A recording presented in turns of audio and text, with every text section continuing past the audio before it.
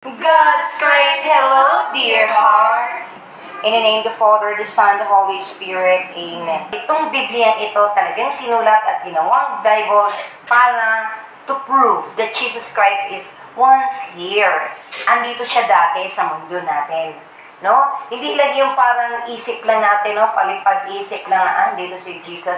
Talagang nandito siya dati. Alright? At dahil dyan, sa paniniwala natin yan, tayo ay nagkakaroon ng kaligtasan. Amen. Isipin nyo ha, ang daming nagtatanong sa atin kung bakit tayo kailangan mag-rosary. Diba? So, daming nagtatanong, uy, saan nyo ba kinuha yan mga Katoliko yung rosary ninyo? Ang tanong ko, lahat ba ng mga mysteries na nabanggit kanina, the Annunciation, the Visitation, na Annunciation yung inanunsyo ni Angel Gabriel na magbubuntis si Mama Mary. Sa Espiritu Santo yan, di yung magbubuntis na may kasiping na lalaki. Biblical yan, di ba? And then, second joyful mystery, the Visitation. Yung nagbubisita si Mama Mary doon sa kanyang kasi na si Elizabeth, na sumipa yung bata ni Elizabeth dun sa loob ng kanyang sinapupunan. Kasi naramdaman ng bata na dumalaw si Mama Mary kung saan si Jesus Christ ay nasa doon na rin sa kanyang sinapupunan. And then the visitation, the birth of our Lord Jesus Christ.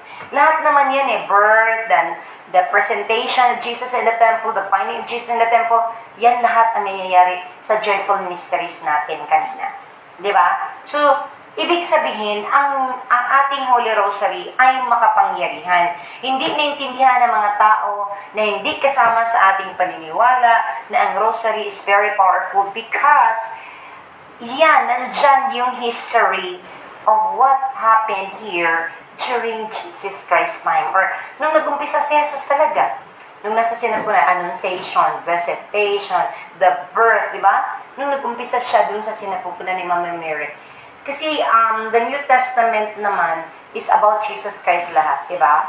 So, 33 years siyang nabuhay sa mundo. Ibig sabihin 33 years lang. Kasi namatay siya 33 years old. No?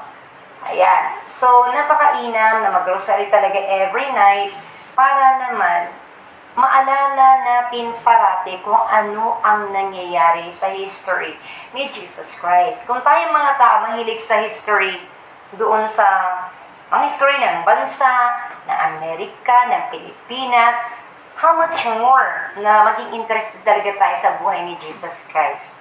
Okay? So, dapat huwag nating kalimutan, importante ang Holy Rosary. Kaya pinapadasal yan ni Mama Mary sa atin, hindi lang para sa Kanya. Para sa atin talagang mga tao na paulit-ulit nating mailagay sa ating utak, puso, sa ating buong pagkatao kung ano ang nangyari.